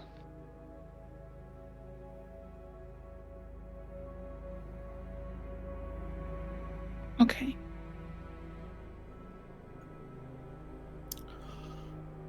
With that said, is there anything else that anyone wants to pipe up and say or do specifically before? Because it's been a busy day, and it's time to potentially start winding down. Sort of like trying to get some R&R as best you can. Yeah, is there anything pressing that any of the sort of like Comstock, Galena, or Milia would like to do? I think rest is the most important thing, but we should hold a town meeting tomorrow. So, Milia, with all this talk about crystals and people running off and such, I want to make sure that my research is safe. Do you think you could get a new lock together for me, for my things? Something Absolutely. quite advanced. It might take a little while if you have someone who can work with metals. I could stand over them and instruct someone how to make something and then put something together. We have a little bit of experience. Maybe we can find a smith in the camp. Oh, Knock and Buck. Yeah, that'll be great. Okay. So in which case you're speaking to Knock and Buck to get a new lock? And they're like sorted? Okay. Anything else? I have something to do after we've all gone to bed. Okay. Aside from that. Well, in which case... So Dim Dan? Yep. Before evening Dan. Oh, okay. Oh. He's up to stuff. It's going to take Milia out the back, behind the town hall, and just... No, Victor's going to go speak... in the head! Yeah! No, Victor's going to go speak to the fish people. Are you actually speaking to the croaks? Oh, yeah, sure. Okay. So, yeah, he's going to go climb down the cliff, sit on a rock, maybe get some bait. And Use the bait. Yeah, I can see it's the bait. Hello, fish people! This is Victor here! I have come to speak with you! Come out! Okay. The theory that Victor is high is only getting more weight by the moment. He's got his pipe with him. Oh my god. Okay. Eastern Coast. So, What? Haven't you prepared for this, Dan? so are you're sat, like, you're stood up the shore. The sounds of the sea kind of washing up towards you. Yeah, like underneath the camp, not too far away. But yeah. For sure. Pretty much where you kind of set off from, like, a couple of days ago to go deal with what turned out to be the Croaks.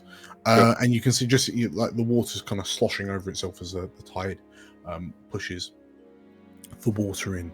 And you're shouting out, Hello! It's Victor here! Fish people, please come out! I mean, you can just wait. Victor will just wait for Not most how of the I was afternoon. expecting our first character death, but as you shout that, and it takes a little while, and like you have to keep on shouting. Have you got any? You have got bait, yeah? Yeah, like some chunks of meat probably has Rancid Rotted. Yeah. Rotted meat. Okay. So you, in the end, like you end up fashioning together what is effectively a rudimentary, like fishing rod using some flotsam. And as you like yeet out this chunk of meat and it like into the water, you sit and is there anything you're musing on whilst you're waiting? Not really, I think, because a bit absent-minded. Cool. Like thinking, A bit. What? Yeah, he's going, what would I do if I could fly?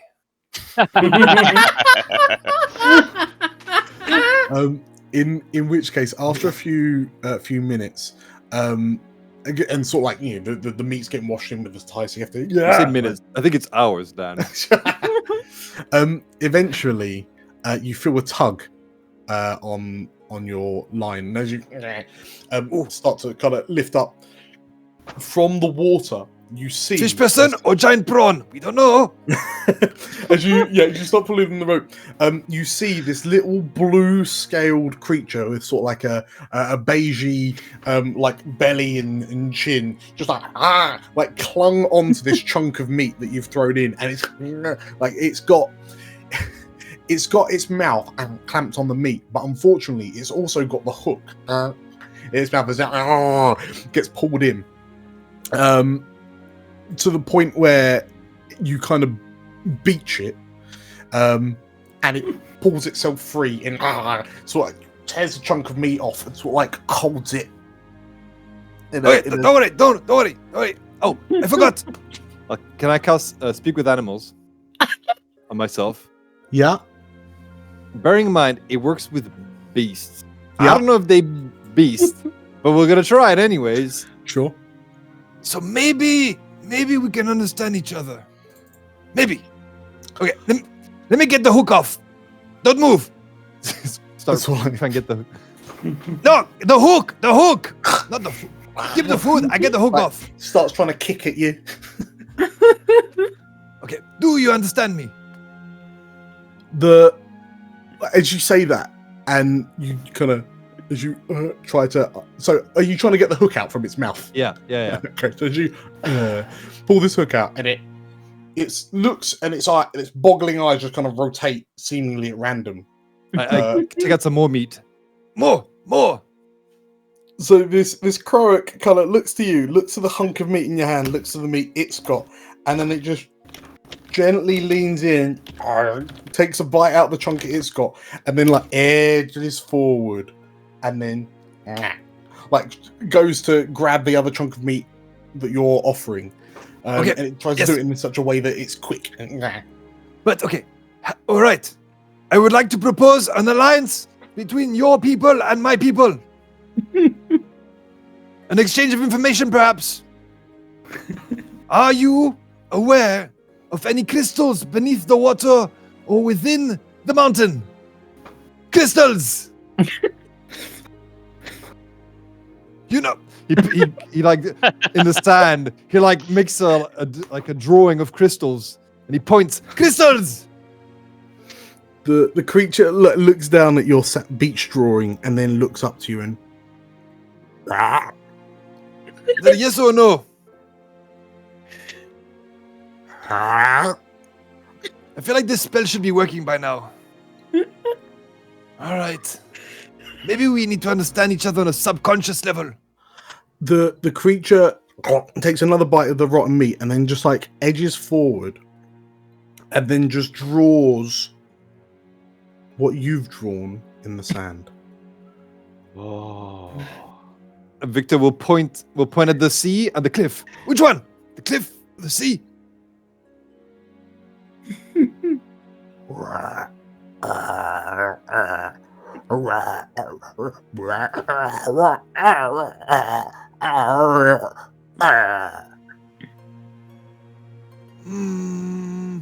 Let's try that again. Sea, cliff.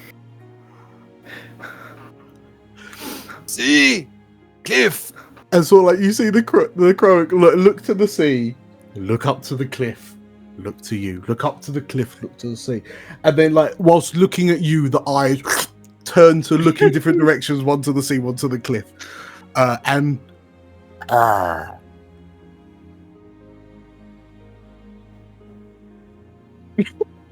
Keep an eye behind you. Do a perception check. There's already hundreds behind you. I think Victor at this point just sighs and goes, "Oh, what have I done?" All right. I just flop down on the sand. I look down at his feet. Oh, Victor. The creature sort of like lets out this toothy smart. You can see bits of meat hanging from its jagged teeth, and then it just like with wet, slappy steps, like walks up to you, pats you on the shoulder, and runs off. sits down next to you, and just and then like slumps its head, its wet, slimy head on your arm, and then just starts tearing apart this meat in the most disgusting way possible. I pat its back. Okay, it flinches before like chewing up the meat, and it gets halfway through the first hunk of meat, stops, and then one eye rotates to look up to you, and then it sort of like holds the chunk of meat up in front of it with like this inquisitive little look on its face, as if it's offering it to you. All right, I'll have a piece. And then, like, as you reach for it, it goes, pulls it away, and then you see its throat begins to ripple, its cheeks bulge, and it and vomits what it's just eaten onto your leg. Oh, it's trying to feed you like a baby. And then looks at you really kind of happily. Thanks so much. I need to find a name for him, please. Well, Kidge. Say again, what is it, Lane? Kidge. Kidge. What is Kidge? Chick backwards. Thank you, Kidge. The creature sort of like makes this little chirpy noise, this croaky chirpy noise, and then like picks itself up, dusts itself down of sand a little bit, and then just steps over you in your little puddle of meat vomit, and then just bloop, disappears into the sea and swims. I know what's riding on the back of the Mr. Jibbles statue now. And Victor just waits there and watches the sunset. In his pile of vomit. Is he okay? No. No. Probably not. Back in New Prosper. So nighttime comes, and as everyone's just sort of like getting into bed and getting ready to tuck in for the night, Milia, what's going on with you? As at the end of the night, when I know like most people have already settled down, Mhm. I'm gonna just head over to one of my little cabinets out in the sort of main counseling area of my tent. Mhm. Pull out one of the bottle of wine that has been there's maybe about half left in it. She's not touched it. Mhm. Put the cork back in. Write out a little note and take it over to Haladradis, wherever she lives. Mhm. And then put it down somewhere when I get in there. Put it down somewhere very, very obvious. Like this sort of thing, so she'd immediately see it if she gets back. It's the bottle of wine, yes? Yes. Okay. Are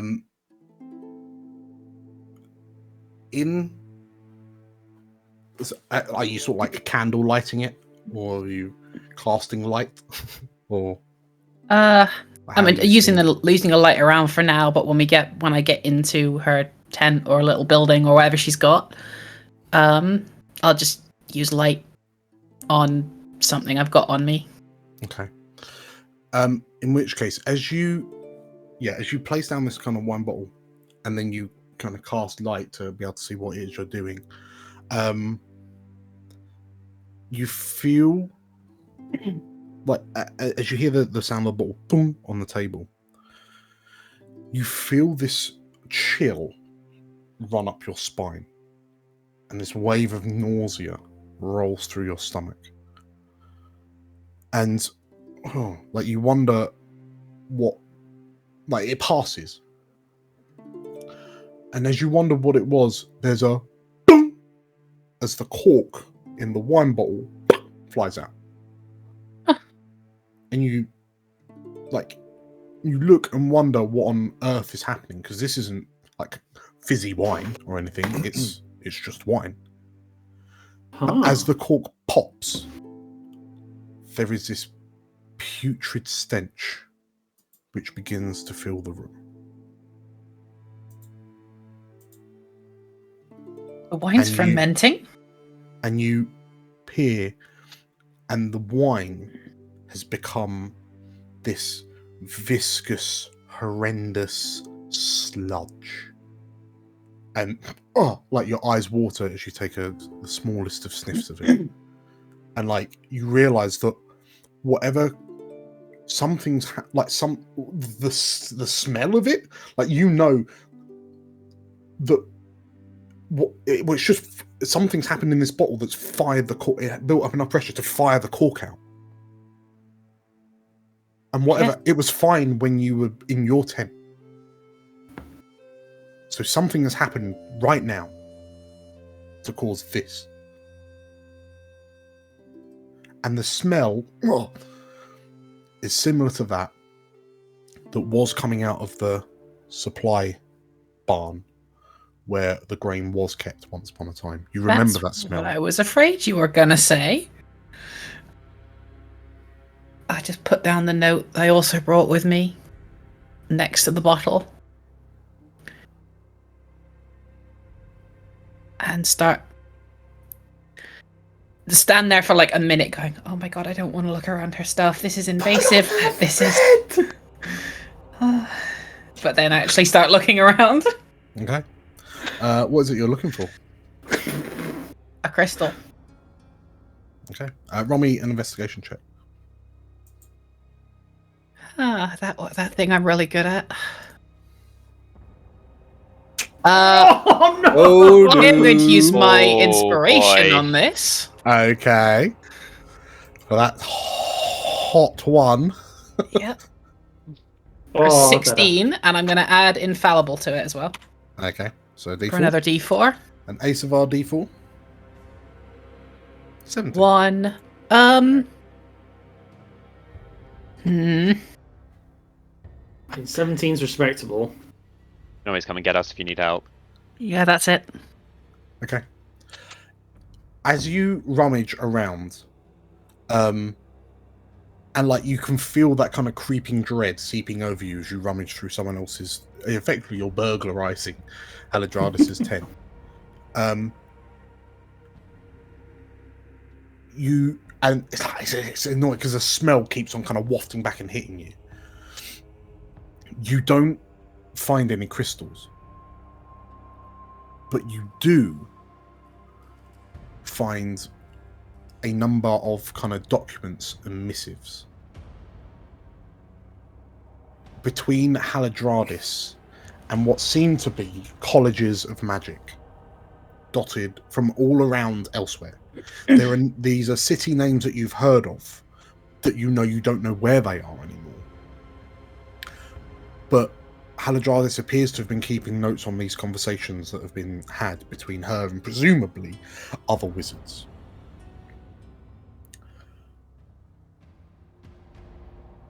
And from reading through what you can find,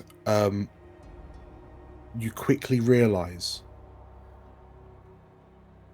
that the reason Haladradis organized this expedition was to hunt down the traitor general known as Atrak, who was implicit in the destruction of multiple, under his command, multiple armies of the Divine were obliterated.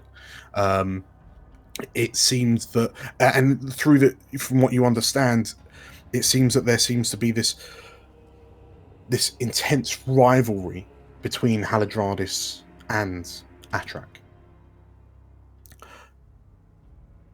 exacerbated by one diary entry that reads, "He has her. I will stop at nothing to get her back."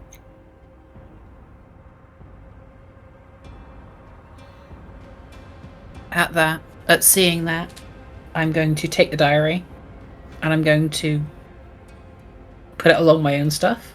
Mm-hmm. But I will gather up these documents and whatever Mm-hmm. and kind of sigh because I just wanted to do a nice thing. I mean, to look at the reports, the military reports, it dawns on you that Atrak, the dragon that saved you in the Hydraean Temple, is a monster. Yeah. He is a ruthless general, complicit in the deaths of thousands upon thousands of troops. For a second, I just stop. And I've never opened my thoughts up as to why I was chosen to the Divine Dragons, but as I do kind of just stand there, I just think to myself and upwards a little bit. Is this why you chose me? Is this it? I don't know.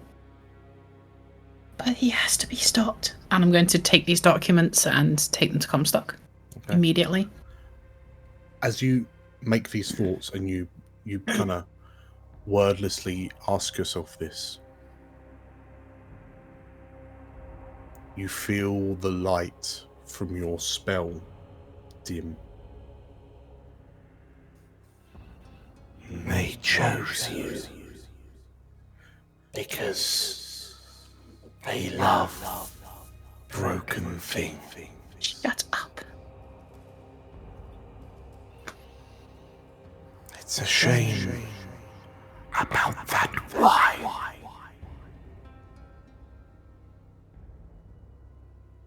And the voice of Uruxala fades away again.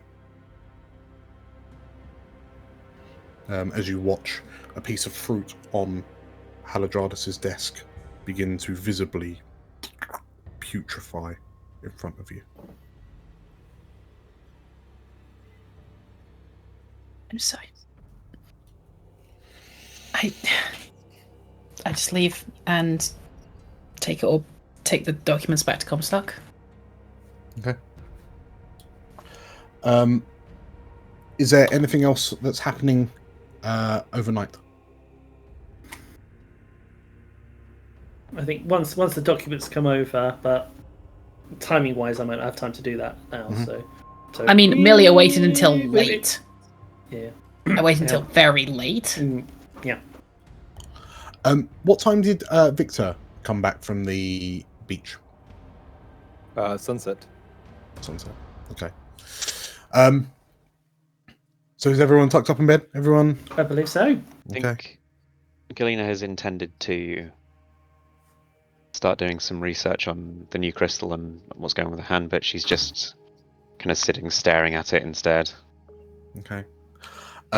What are you taking the time to get to know to get to know the hand? Are you taking the time to become more attuned to it?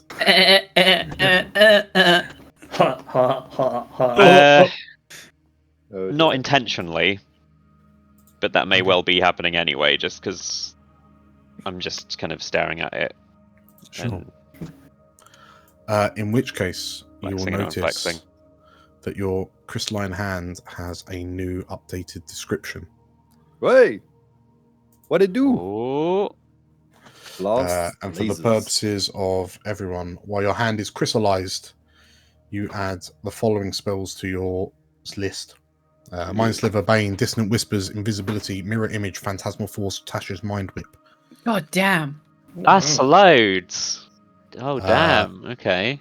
So it has 3 charges, regains charges at dawn. Whilst if you spend a minute concentrating on it, you can swap out any of your prepared spells for any of those listed spells. Or if you cast an Artificer spell, you can expend a charge to do it so without verbal, somatic, or material components up to 100 gold. However, the more you study it and you feel you kind of understand what the magic within the crystalline hand can do now, but you also feel a bit woozy. So please make me a Constitution save. It's gonna eat you. At dawn, basically. Make me a Constitution save. Sweet. Love to. 24. Oh. You feel this wave of exhaustion wash over you, but you're able to resist it. And it feels like the crystals were beginning to grow up your arm, and then you've been able to quash that sensation. No. And you realize that once a day, you're going to have to make a Constitution save, which gets with a DC that increases every day. And on a failed save, you gain a permanent level of exhaustion that cannot be removed whilst you are suffering from crystallization. Ooh. That seems like a problem, I think. Damn. But as of right now, you have it under control. Might be needing that axe before long. I was about to say something. I'm just gonna, I just keep staring at it until I actually pass out, basically. Okay. And in which case, Galena, you are woken in the morning by the sound of Comstock's booming voice ripping through the town as he summons all of the citizens of New Prosper for a town meeting. And as you sort of like groggily roll out of bed and your hand swings heavily, boom, as you realize it's not some horrible dream, as you look down at this blue, like light blue purplish hand of yours. And as you all make your way out to Comstock's town meeting, we'll call it there. Wait. Oh, that was a good one. Dang. Drama. Intense. Congratulations, everyone! Wait. I'm leveling up. I can't believe I discovered that because I wanted to do a nice thing. Life lesson, don't do anything nice. On completing episode 12. Hey. Nice. Well, yeah, that was quite an episode, I thought. That was deep stuff. Yeah. Yeah. So, thank you all for playing. Thank you all for watching and or listening. I hope you all enjoyed. We do this quite often, don't we? So, if you like what you saw or listened to, make sure to hit the like button and leave a comment below on... what should the comment be on this time? Let's say...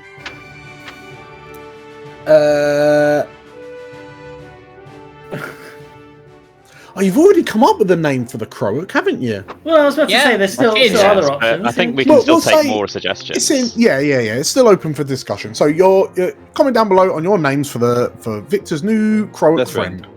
And do you trust Haladradis? Yes, no, maybe. What other? Yes, we release content like this very, very regularly, so you should hit the subscribe button and the bell icon to be informed of when we release new stuff, because we've got actual plays, and they're not always D&D. We've got some other stuff as well. We also have a live stream, which happens every other Friday, and releases as a VOD every other Wednesday. So, hooray for us. Great. With that said, thank you once again for playing, thank you once again for watching and or listening, and we'll see you next time. See you later, everyone. Yeah. Bye. Bye.